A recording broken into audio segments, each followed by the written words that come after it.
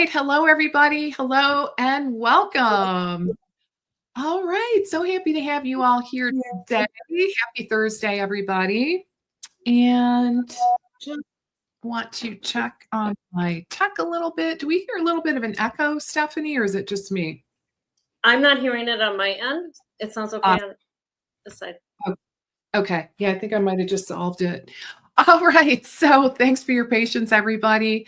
All right. So we're going to go ahead and get started. And so to kind of kick things off, I have a little question for everybody. It's probably a rhetorical question, but ever feel like tech is running you instead of the other way around?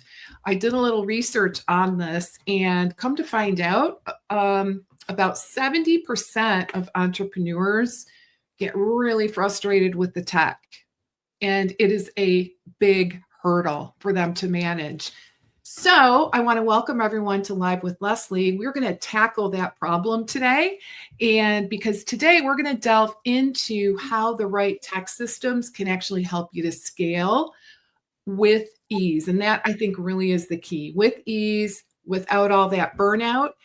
Because what I hear all the time, and I'm sure Stephanie can attest to this, is the tech is just so challenging. And it really does contribute to frustration, just things taking too long, inefficiencies, and ultimately to burnout. So we're going to talk about some practical ways to help you to streamline your operations, free up your time, and still be able to provide that top-notch care to your clients and your patients. So I am also joined by my dear friend, Stephanie, and Stephanie Hofhenke from String Marketing. She is a tech expert, and I really think you're going to love what she has to share today. Also, real quick, just want to remind everybody, if you're watching on YouTube, don't forget to hit that subscribe button. And if you like what you see here, be sure to click the like button because it really does help our channel to grow. And also, if you're on Instagram, be sure to click that follow button so you don't miss any updates. So before we jump in, I'm going to just take a moment and share Stephanie's bio with you, so you have a little bit more of an appreciation in terms of her background. So Stephanie Hofhenke is the founder of String Marketing. And for the past 15 years, they have been helping practitioners to streamline their marketing and technology. They combine an all-in-one marketing platform with hands-on support and expert marketing guidance to help practices grow without wasted time and tech overwhelm. So welcome, Stephanie. Delighted to have you. Me, Lesli. Yeah, my pleasure. Always a treat to be able to sit down and chat with you. Absolutely. So let's go ahead and jump in. So let's talk a bit about the practices. We have practitioners with us today, probably some health and wellness coaches, dietitians, naturopathic doctors. Quite a big combination of different types of practitioners. So what would you say one way practices can clean up their client communication so that it feels more intentional and just less scattered? So let's start with the communication process. Yeah. So what we see typically with practitioners when we're really digging in is it's not necessarily a communication problem. It's not knowing what to say. It's not anything like that. It's just there's so many ways to communicate with people now, and having disconnected systems and having multiple places where you're having to go to communicate. One, it makes it really difficult to kind of track like what's going on with that one particular lead or client. It's also really difficult to just keep up on it all and feel like you're, have that high touch in your practice that creating those relationships and things like that. But then also just having that snapshot for inside your business of like, who actually is a lead right now? What do I have in my pipeline? A lot of practitioners have it down pat when it comes to delivering their services and following, giving their clients high value in that particular instance. But when it comes to onboarding leads, getting people through your sales pipeline, maybe some retention, different things like that, maintaining that overall communication can really be difficult from a disconnected tool. So I think, cleaning up your communication is really look at the tools and all the places that you're having to go to communicate, and streamlining that is like the number one thing. Because a lot of times you don't need another assistant. You don't need, some of those things. You need, a better tool to bring it all together. Oh my gosh. And I don't know who said this to me, but it really resonated. Like when we have all of these different subscriptions, it's like death by the $20 a month subscription. That really landed for me because that's what I see all the time. And, it's something that I think we have to really be aware of. Right. It's really hard. Not all those systems, communicate with each other, and the information's all over the place, and it doesn't create a really great experience on either end. It's a hard time for your clients, and it's also difficult on your end with admin. And how do you get people, train somebody in when you're the one that knows where everything is and all of those kind of things? It can really be a hurdle. Yeah, absolutely. So let's talk a little bit about group programs and digital products, because I know many people in our audience, this is the direction that ultimately they would like to go in. So let's dig in, roll up our sleeves on this topic. What would you say is the first thing that we need to think about more from a systems perspective as we start to, delve into and maybe even start creating group programs and digital products? What do we need to think about? Yeah. So most practitioners, they have a lot of ideas for what they want to teach, what the information they want to share, all of those things. But when it comes to implementing that in your business, you kind of have to back up. And with tech, there's still strategy, right? There's still some of those basics of what is that delivery and sales path. So the delivery of a course or digital product really needs to be informed by who you're selling this to. Is it existing clients? Are you trying to reach a new audience? Where are they coming from? What does that experience need to be? How do you make it as automated as possible so you're not having to we want passive income. There's really no such thing as passive income, but you want it as passive as you possibly can, to be able to get people in that door. So you really have to back up and say, who is it for? Where would it be accessed? Of course, is the delivery, and how do you want to sell it? So what's the funnel? What's all the pieces that you need there? And I'll be honest, there a lot of people don't realize how many pieces there are to selling something. You have landing pages, you have follow-up emails, you have checkout pages, and then there's the actual delivery and maybe even accountability in that and different things like that. So all of those different pieces, a lot of times you're having to go to a lot of different systems to get all of those accomplished. And you certainly can do it that way.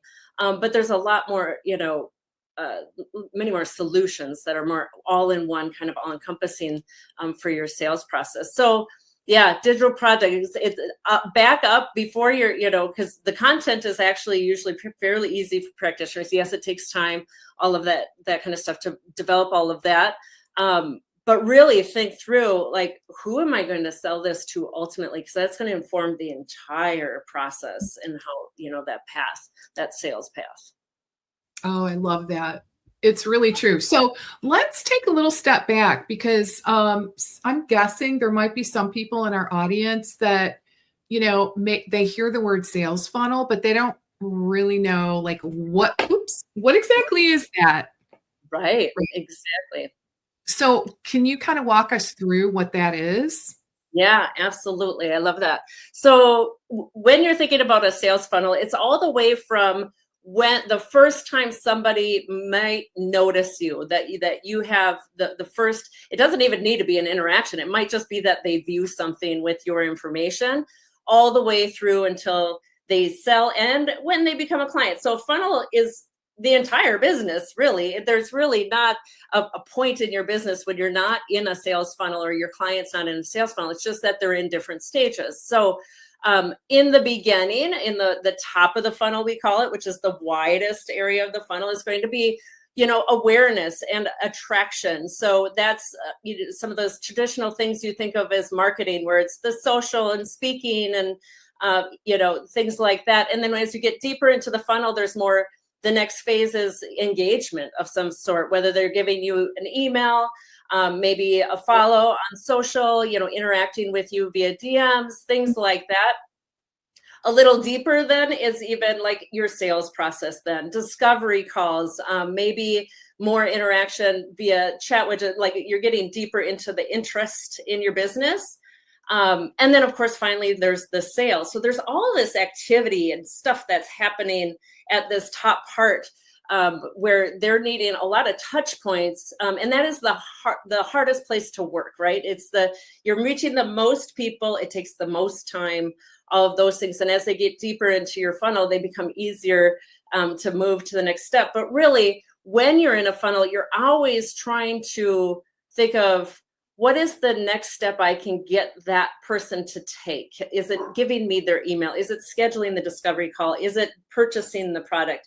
And so when we're talking about a funnel, especially for digital products, there's a couple different ways to approach digital products. And I don't think a lot of people think of that.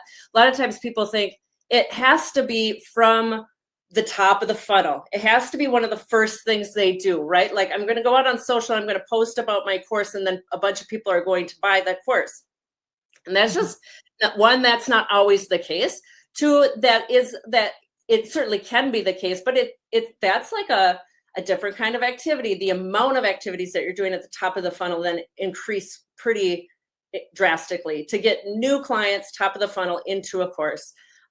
Is one model that, it takes a lot of activity on social, a lot of emails, you're on top of that. So when they say passive in that way, it's not always passive, right? Because you really become a little bit more of a marketer in that particular instance.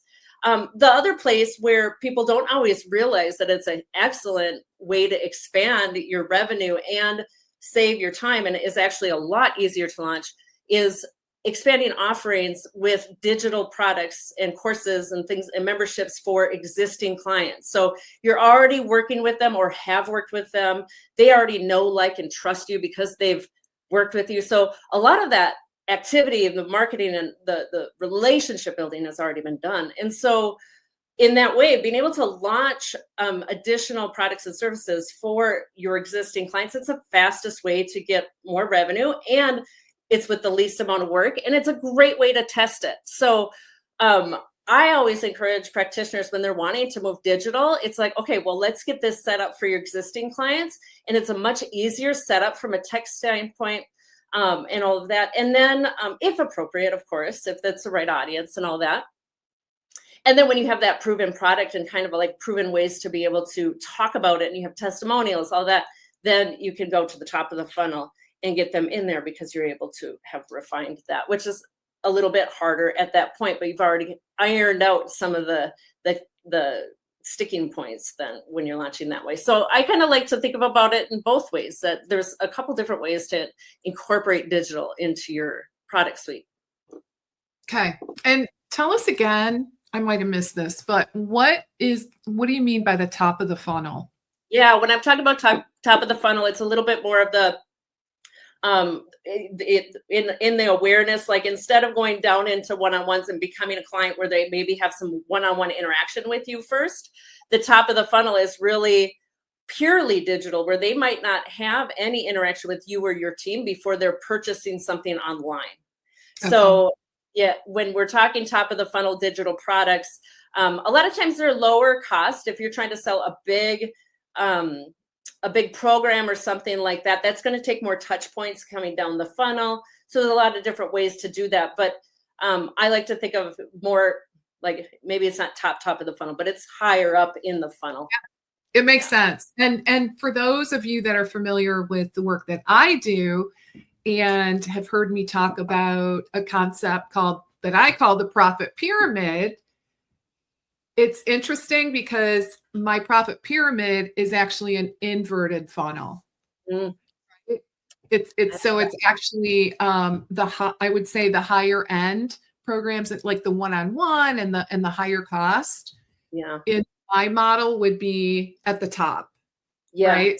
Yeah, It's just an infinite funnel, just another right. way of So looking it's at kind it. of like launching those digital, similar to what I was saying. I think it's just putting it into the traditional, but yeah, putting your digital products down with people who've already engaged with you is an easier way to launch. Just it's a different kind of business activity and a different kind of focus on your marketing when you're trying to go purely digital right from the start. It's a harder shift, I think, than a lot of people realize. Maybe. Yeah. Oh, yeah, I think so. Yeah. Okay, so hopefully that's helpful to everybody in terms of kind of, helping you to start to imagine well, first of all, what is a sales funnel? Yeah. And if you're wanting to move in this direction of having, group programs, digital products, which really could, be downloadable, kind of like that DIY, do it yourself, digital courses, that sort of thing, or even, ebooks, that Yeah. could be a digital product, right? Yeah, So, protocols, all of that kind of stuff. There's a lot of different things that practitioners can do, combining different things together where you maybe have a protocol, an ebook, and a short webinar. People don't have a ton of time to do a lot of online courses, but if you have some content, that's a lot easier and quicker to put together. And you can kind of test things out and see what your clients like or what they want, that kind of thing, without having to invest a lot of time into like a 12-week course or something that's a little heavier. I really like that. I am a huge fan of starting, just making it easy on ourselves in terms of our starting point, right? Yeah. So, and so I think what Stephanie is saying is instead of starting out with a big giant signature program, like a signature group program, like a 5-month or a 6-month kind of a thing, maybe we can start a little smaller and, dip our toes and get experience, generate some revenue, right? And I actually really, really love the idea of bundling what you just said, Stephanie, like maybe a video, it could just be something small, like a couple of short how-to videos mixed with a protocol, something along those lines, I think could be really, really powerful. Right. Yeah. And remember, I mean, we're talking a lot of strategy. This all goes back to tech, but one more thing on strategy there. It's not about the length of what you're providing. It's not about the amount of content that you're putting out there. It's about the value that it brings to your clients. So if you're able to solve a problem with what you're offering in a very simple way, just put that out there and let that be, because that's extremely valuable. If somebody can go out there and purchase something digitally and it's like, oh my gosh, that worked. Oh, I saw, it's done, it's solved, that helped me. They're going to be a huge fan of yours. They're going to say they make it so easy, right? Instead of having to know all of the background behind it and things like that. They just want, a lot of people just want to solve. They don't let's just say normal people, they don't want to know all, the whole history of, the science and you know what I mean? We pay for your blueprint to save them time. Saving time is huge. Yeah, they are overwhelmed with information and they have a hard time sorting out what the right thing for them is. And so if you're able to provide that, they don't like to geek out like we do in the industry. We love to geek out on the science and all the new stuff coming up and why things are the way they are. But yeah, a lot of clients, consumers, they just want to solve their problem. So yeah. That's it. And I always like to say, solve that problem and then think about what comes next, right? Yeah. Because, the reality is you got to sell a lot of these kind of DIY products to pay the mortgage, right? So we do want to be thinking about what is next in the process or their, the health journey for the person. Right. So I did tie that much back to technology, but it's so important to kind of think from a strategic standpoint how you're approaching these things, because yes, that does go back to the technology. But in this particular instance, especially with digital products and things like that, With one-on-ones, EHRs are excellent, and a lot of EHR systems have the ability to deliver programs and different things like that. And that's really works really well for existing clients. But if you're trying to go more towards the top of the funnel with smaller offers, or big offers, it doesn't necessarily matter which. If you're trying to go a little bit more digital, you want to look at, and even in your one-on-one practice, you want to look at systems that can kind of handle all those things and grow with you with that. And I love how Leslie was saying, yeah, if you start small with an offer, there's some big stuff. You want to figure out, how does that technology and experience work for your clients? And if you do a big product with a lot of complexities in there, you're going to find a lot of limitations in an EHR to be able to do that for sure.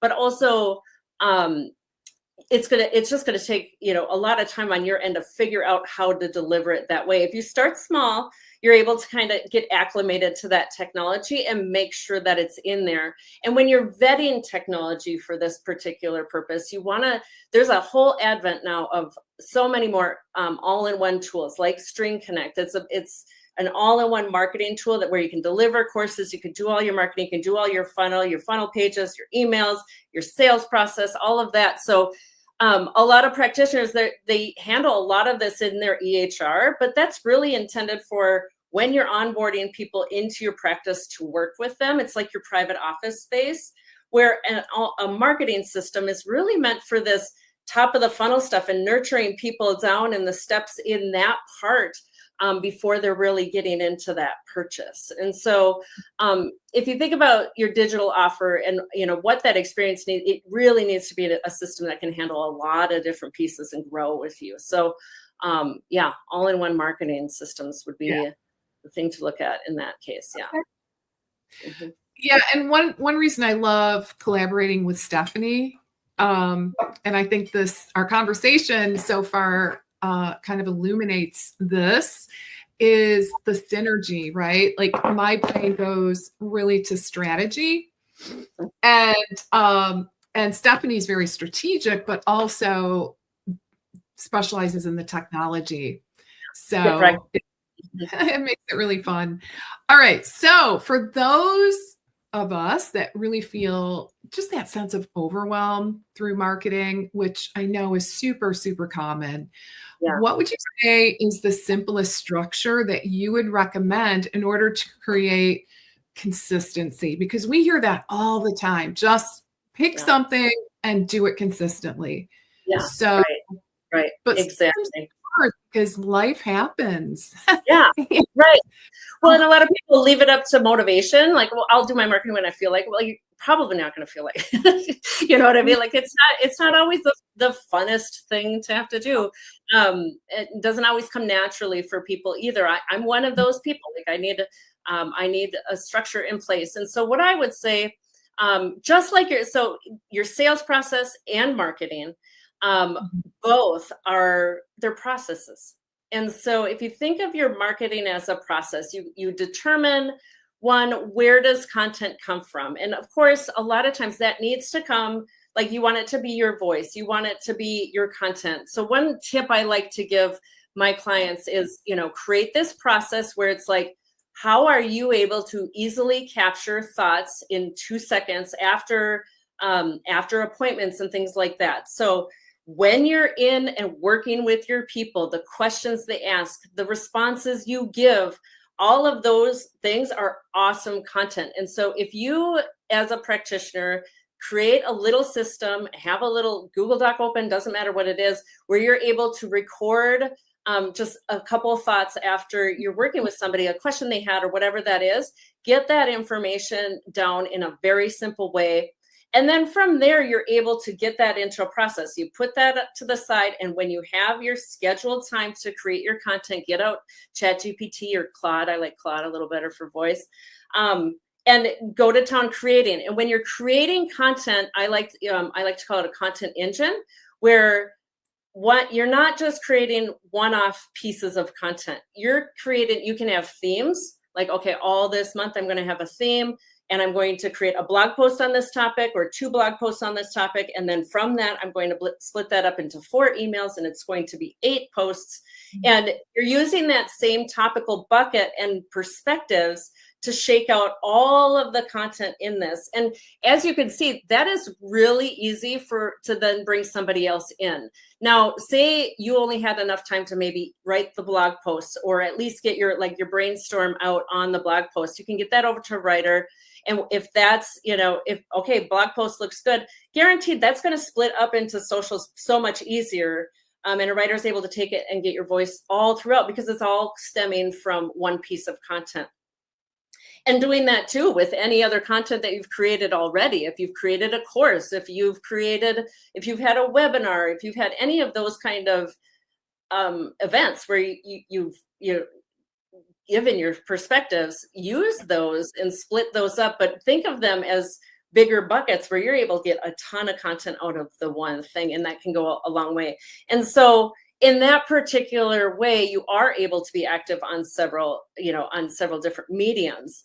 The other tip I would say is avoid the mediums that just aren't going to be the thing that is going to attract your people. Go on the platforms where you know that they are. And if they're not working, if you're consistent and it's not generating anything for you, and you're putting extra effort into like creating reels or something like that for Instagram, and if that's not working and your people aren't there, be okay with letting that go and double down on the places that are working. Because as a private practice, if you're a smaller practice, even a multiple person practice, it doesn't take, it might take 3 really strong sources of leads to keep your practice running smoothly, right? And have people coming in, and that's okay. That's okay. So that's what I would say is get a structure for it, get a process going, schedule your days and a way to pull that information out of you, and then just work the process. It's 1, 2, 3. This is how it goes. Your systems are connected and you're scheduling things out, and you're not having to put a lot of extra time into it. I love that. Yeah. I always like to talk about, just squeezing as much gold as you can out of every single piece of content. So like a blog post, oh my gosh. And especially with AI, it is so easy to, to use that same content in different formats. Right. It's just so easy nowadays. So really. And it's okay to repost. It's okay to get content back out there.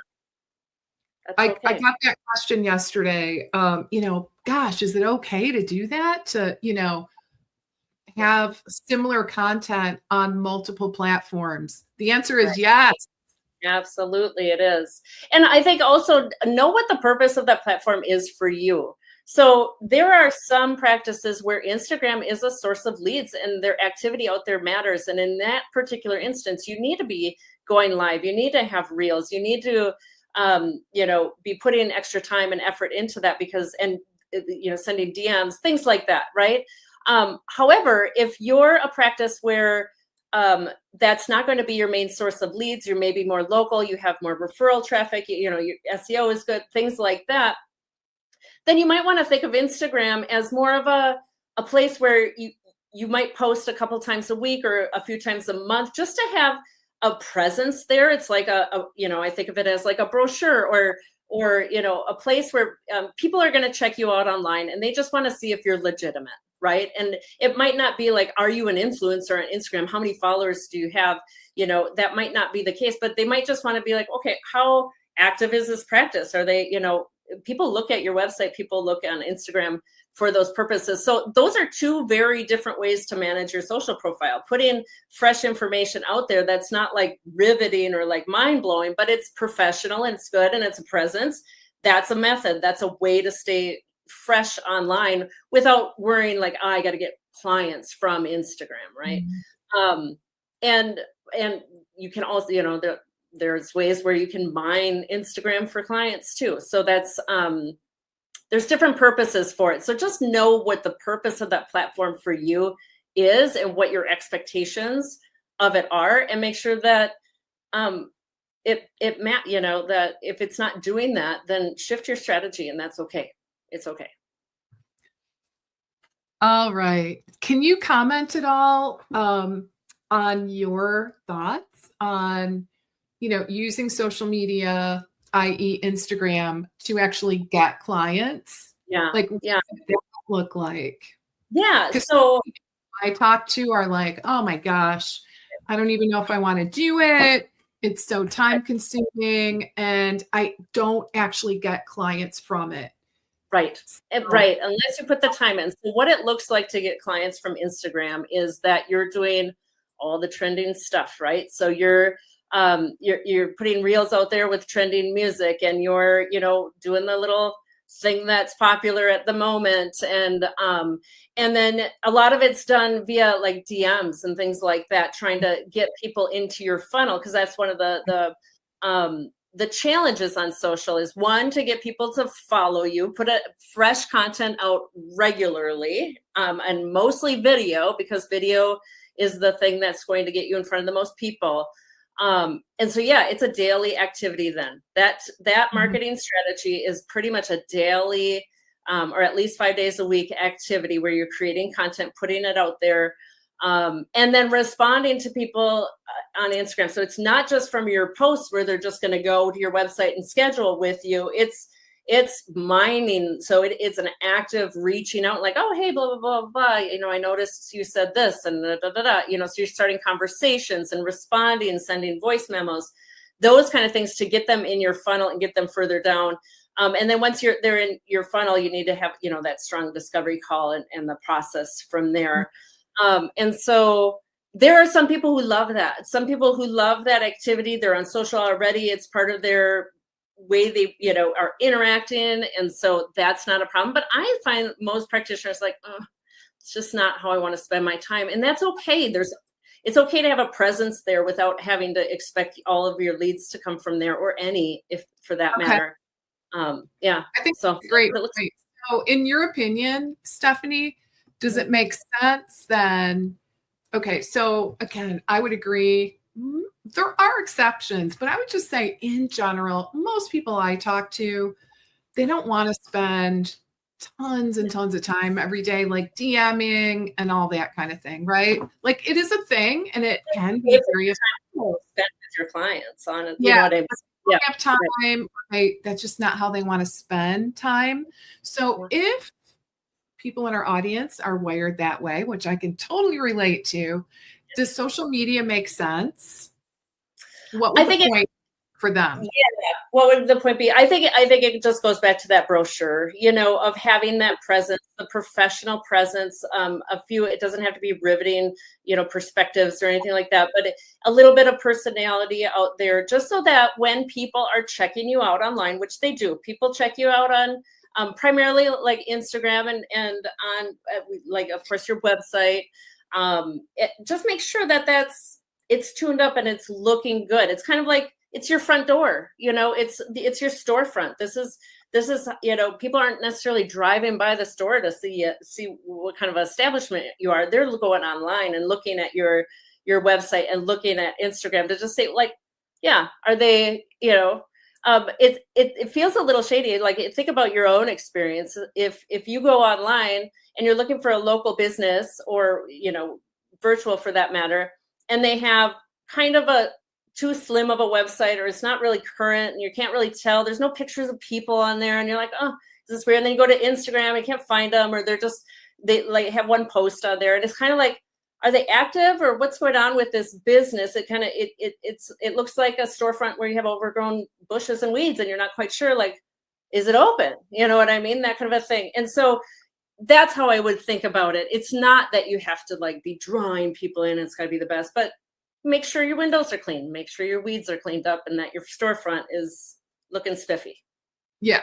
Yeah, I would absolutely agree with that. So yeah, and people will, like, if you get a referral, they're going to look you up. They're going to Google you, or, whatever, they're going to look you up. They're going to check you out. They're probably going to look at your social sites and just get a sense of what you're all about. If they like you, if they, like your approach, those sorts of things. So, yeah. So I agree. I concur 100%. Okay. So let's move into let's talk a little bit about how to make the administrative process a little smoother, Right. really for both parties, right? In terms of the client or patient, Yeah. as well as, the practitioner, and if they have a team. So do you have any suggestions that we can kind of take and run with, maybe implement today, that would help, kind of smooth out that process for, both sides? Yeah, absolutely. So, what we typically find is like practitioners are pretty good at the delivery of like what they do after their appointment, how they send the information to their client. That's one area, of course. If you don't have that tuned up, that's an easy one. If you're in an EHR, make sure that that's all set up with templates and things like that. But backing up into the sales process, a lot of times when people are bringing on team members, or a lot of times they're bringing on a VA first, or office manager type of a thing, somebody to help with the admin side. And before you do that, the best thing you can do is make sure your front, your top of the funnel activities and your sales process have processes and automations. A way that what happens when somebody reaches out to you from your contact form? Do you have a process for how you're going to respond every time? Like, okay, like this is where it goes. The email goes here. It's easy to respond. Here's my 5 different snippets that I might respond with. Now, you might be copy pasting that into an email, and that's okay for right now, but there's way easier ways to be able to do that for sure from a technology standpoint. But that would be something to do today, is like go through how are all the different ways that people might contact me, and how do I make it easy to quickly respond, right? And if you get that set up in the communications and your little, emails, different things like that set up, that can easily go into an automated process where you can have automated responses, or at least much quicker tools to be able to respond, right? And think about that in the first part of your process, because that's where so many people spend way too much time. One, if you're doing back and forths on scheduling a discovery call, it's a free call. If you have 3 emails going back and forth trying to schedule a time, get a scheduler, and don't use your EHR for that. That's a sales activity that should be outside of your HR. When they get into your EHR, that's your private office space. They have to sign up for an account. Nobody wants to sign up for an account for a discovery call. So, oh my gosh, easy part. That's an easy. Okay, Yeah. but okay, I think don't lose your train of thought on all the other things, but I just want to emphasize, like, that is kind of mind blowing. To be honest, because I think pretty much, I'd love to hear from our audience if you have any comments there. But I think for discovery calls, I think most of us use our EMR. Yes, right. I see that a lot. And then you're getting a lot of content. I mean, I hope you close a lot of those. That would be great.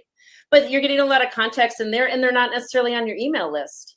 They're not. You don't have an easy way to be able to nurture that client afterwards. And that really is a sales activity that should be done in a sales system that can track your leads. You know where they are in your process. You know what the process is. Like, okay, I do this, and then I do this, and I do this. I follow up with them, and they get this email. All of that can be automated. But yeah, if you're doing it in your EHR, you're going to be limited as to what that communication can be, and the tracking. And so you really should think about your business. It shouldn't be silos, because you do want those two to communicate. You want your EHR to be something that can integrate with your marketing system, which is we do a lot of that with at String Connect. We're integrating systems so that they're talking to each other, and you can onboard really easy and it's smooth, right? But yeah, think of your sales and marketing should have its own system, to be in there. Yeah. I just think it's huge. Like just what you said, and I want to reiterate, in addition to everything we've talked about here in terms of like kind of separating the sales and marketing, just think of the experience for your prospective client or patient, right? So if they have to jump through hoops in order to, just have a quick call with you to see if you're a good fit, if I have to enter all kinds of personal information, oh my gosh, jump through a bunch of hoops. I don't know if I'm going to actually do it. So Right. you have the likelihood of possibly losing the lead. So can I ask you really quick, what would that look like Yeah. if we're not, because these EMRs, Yeah. EHRs, they come with scheduling, right? Yeah. So Yeah. you're Right. saying Right. use it for Yeah. discovery There's calls. What do we do instead? Yeah, right. There's a good reason why practitioners have used it. I don't blame them at all because they already have it. It's a tool. They're used to it. It's on their calendar already, and they got it all, set up. So bringing another system in feels scary, and how do I not overbook and all that kind of stuff, right? But what that looks like when you're using it outside of that system, one, you want to have some shared calendar, right? So between the two systems, a lot of times, like with String Connect, we have one, like a Google Calendar or something like that, that's housing both of the schedules so that you're not getting conflicts. It's checking and syncing, right? And then for your process, you have on your website, or you're sharing a link with people that they could just select a time preset by you, and then get scheduled. Of course, you want to probably have some vetting questions with that. So you mentioned forms. Yeah, there's a big difference between having an intake form and a discovery form. A discovery form is to really find out what is keeping this person up at night, so I can connect that back to my service and tell them why it's a good fit. There's also another reason for a good discovery form that might qualify people, right? Like if you only work with difficult cases, they've had to gotten to a few other practitioners first. I see that too. There's ways to vet people out in a form to be like, oh, this might not be for me, or whatever that might be. And that's okay if you're needing qualifying forms. And so, yes, having that form. But then from there, what it looks like, if you have this on your website and they're visiting, they're able to do it. You can have it on your Google business profile. They schedule, and you're able to then, most scheduling systems, I know String Connect, we do a ton of this, where you can automate an email to follow up, to go out to them and say, I'm so excited you scheduled the discovery call. Here's a little video to talk about introduce them. You're warming them up, getting them excited, because that is the time when they are like, I want to know about this. I want to know if I want to sign up. They're excited for it, right? And sometimes you can have that little video out there, and then below it be like, well, if you're just ready to schedule now, you can go ahead and do that right here. Otherwise, I'll see you on the, for the free call tomorrow, or whatever it is, right?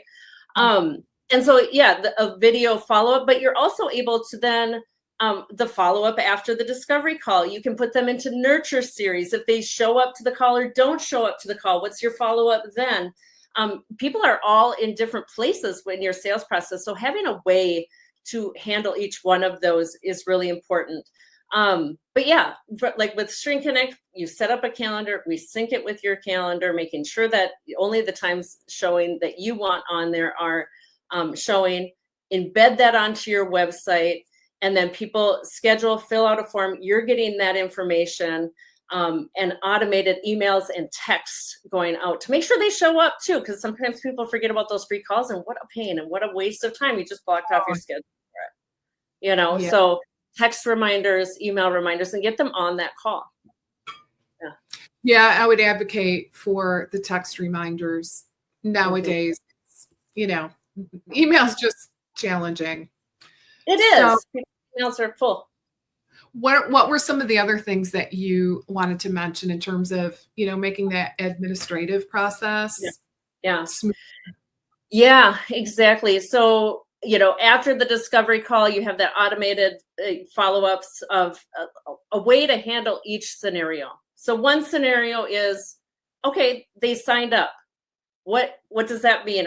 This is the bridge between your sales system and your EHR, right? And making that easy for your admin. One, how easy is it to be able to maybe create a contact in your EHR from your sales system? That's one thing that we do a lot of setting up, is just like tag them, boom, they're in that system and they're getting an intake from EHR, right? And so having a simple way when they're signing up, or getting in the habit of signing them up right on the call and getting that payment right there. I'm a big fan of that. Like, get that done, because then they will show up to that appointment. You're not leaving it to them to then sign up.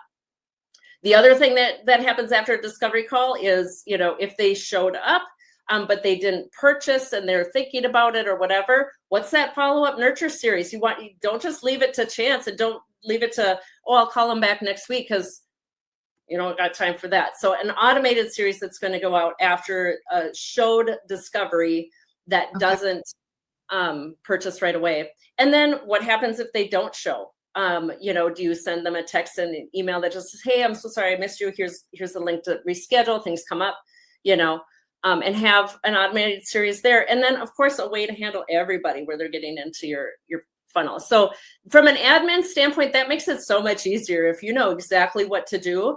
And that makes it so much easier then to get your people, like your admin staff, helper, onboarding people, because you're just saying, this is our process and this is how we communicate with them all along the way.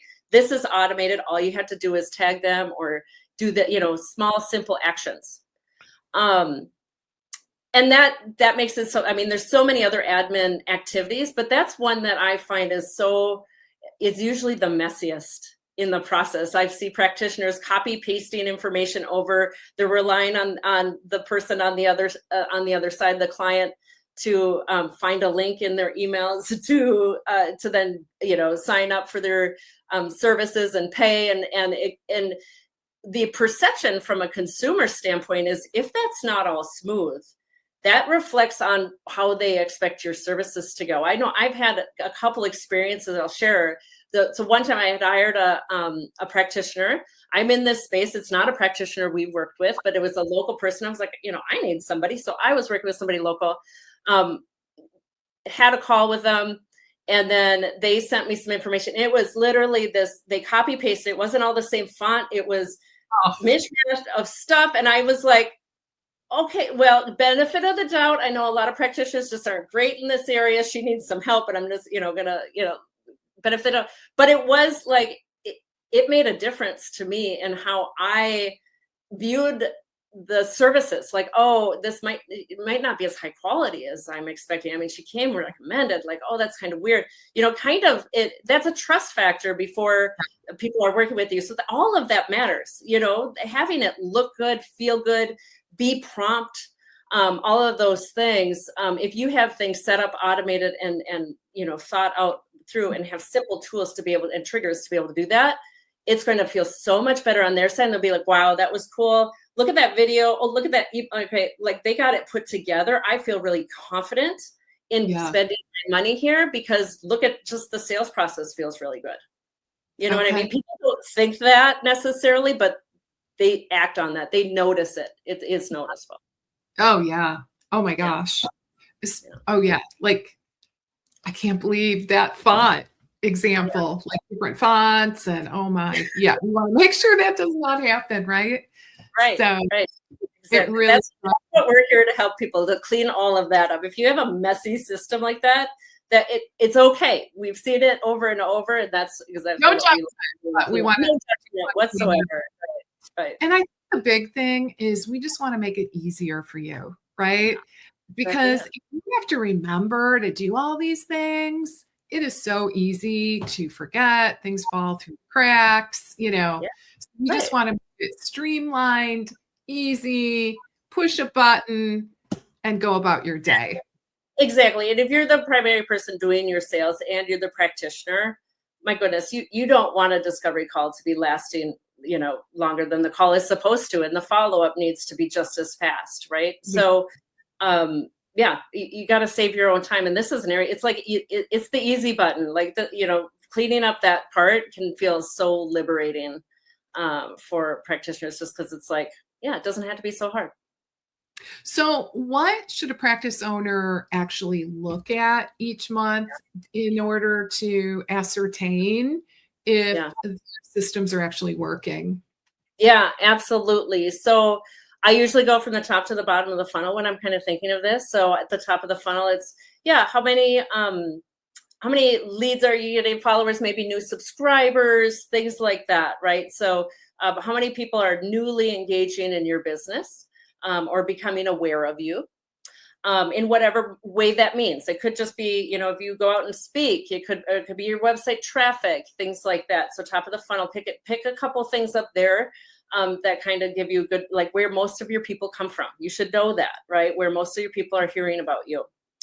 And then the second stage down is how many actual leads did you get? That could be a discovery call. It could be a deeper interaction, like a chatbot widget interactions, contact form submissions, things like that. Just like how many people are stepping down into that next step of engagement with you, whatever that might be on that particular level for you, you want to measure that. And then sales, right? So a lot of people think like in marketing, like we're tracking sales, how many people are purchasing.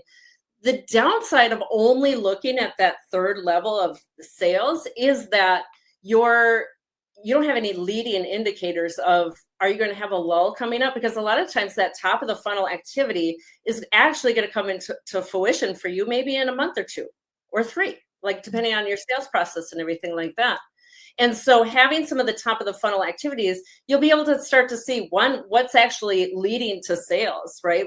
2 months ago, I did this activity more and did, all these new people kind of came into the top, and then look at, there is more sales down here, because you'd be surprised how many touches they need in between there, right? To actually take that action. So having some of those leading indicators simply, and I'm not saying track every single one, I'm saying figure out the ones that are actually bringing you leads and track those and keep it simple. And then, of course, your sales, how many people are actually signing up for one-on-ones, signing up for programs, whatever that might be. And then the next step down is going to be like in the retention. How many testimonials have you gotten? How many reviews have you gotten?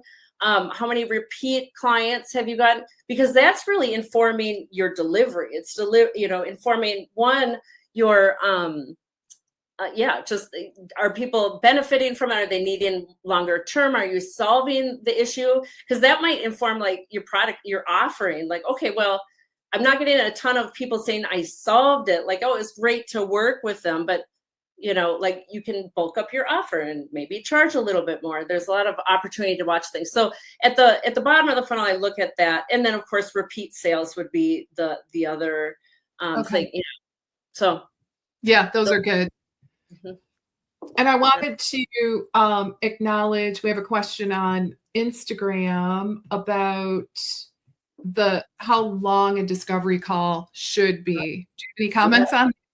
I think we both do, don't we, Leslie? Yeah. So yeah. Well, I don't think there's a should necessarily. I'll just say the higher price, within reason, probably it's going to take a little longer on the discovery call. If your solution is, $10,000, it's going to be a longer discovery call than, and then the other thing I would just add, if it's a very low cost product, I would invite you to ask yourself, do I need to do a discovery call to sell a $100 thing? Hopefully not, right? Because that's probably not what you see. Well, there's so many ways to look at that. Like, that could be an entry product or a subscription, lifetime value. Like we do demo calls for what we do, but there's a lifetime value. Like everybody's a little bit different in that way. And I agree. The higher cost of the thing that you're trying to sell, the higher touch your sales process should be. And maybe even, if you're getting up to $10,000, a multiple step sales process isn't bad, where you're kind of qualifying, then you're longer and because you want to create that trust up front, and that's how you're going to be able to, sell something like that. And so, so I think the most important thing in your discovery calls is just like everything else I've said, I love the process, right? Is have a method and a way and a structure to your call. Set the expectations up front. Know what the purpose of the call is. You're not doing a consult. You are, you're finding out what their main pain point is. You're tying that back to your services, giving them examples of how you can help them, and pitching your offer in a very clear way, and then pausing. That's the hardest part. Pause. Not after you ask them if they want to sign up. Like have your, you want to have that part of it's a sales call. So you want to try to, close it. And so, having your structure to your discovery call, even that fits within the time frame, I think that's such a big deal. I mean, it can be 20 minutes, it can be 30 minutes, doesn't necessarily matter. But it's get all of that in without it just being a long conversation, right? Yeah. That's not what a discovery call is. More to come on that topic, right, Stephanie? Yeah, right. Yeah. Talk about it. Yeah, Stephanie and I are going to be collaborating on a project having to do with the sales process. So more to come. So I'm happy to see that question. So as we start to wrap up, Stephanie, what would you tell us a little bit about what our audience can do as a next step if they're interested in learning more about, how you can help on the technology side of things? Absolutely. So if you're looking to expand your offerings to digital, or if you're struggling with tech and you feel like you have disconnected systems and you need some of what we talked about, kind of soothe your soul, like I need that, then visit our website, streammarketing.com. We have a demo call. So like I was saying in the beginning, we have a unique way of approaching our offer, and it's specifically for practitioners. So we have an all-in-one marketing system that does all the things that we've just talked about. And layered with that is our support. It's not required, but it is accessible to you. So you have a team that understands all the different EHRs or EMRs that you guys use. We connect things. We set up marketing systems. We do landing pages. We develop websites, all of those kind of things to help you on the tech and marketing side of your business and making sure that sales process is smooth, and that you have the tools you need. So if you're needing that, join one of our demos, come talk to me, and we'll help you out. We'll see how we can help you. Fantastic. And just so everybody knows, it's stringmarketing.com. Is that correct? Yes, stringmarketing.com. Yep. Okay. So stringmarketing.com. Easy peasy. All right. So, and I really would. I've known Stephanie, quite a long time at this point, and really want to advocate for her work, just the quality and the care. So if you're at all curious about how Stephanie can help improve your systems, really anything like that on the back end of your business, I would really urge you to reach out to her. Because I'm very confident that she can help. So again, stringmarketing.com, reach out. I'm assuming you've got a whole process in place. Yes, a whole process. Yep. In our demo, you're going to get emails, you'll get a text, you're going to see exactly how we set things up. So everything that we've talked about is what you'll experience there. Yeah. Okay, fantastic. Okay, guys, time flies, right? Holy mackerel. It is already an hour. So we're going to call it for today. So thank you so very much for joining us today. Special thanks to Stephanie for your time and wisdom. And I'll look forward to seeing you all next week. All right. Take care. Have a great rest of your week. Bye for now. Thank you, Leslie. Bye, everybody. All right.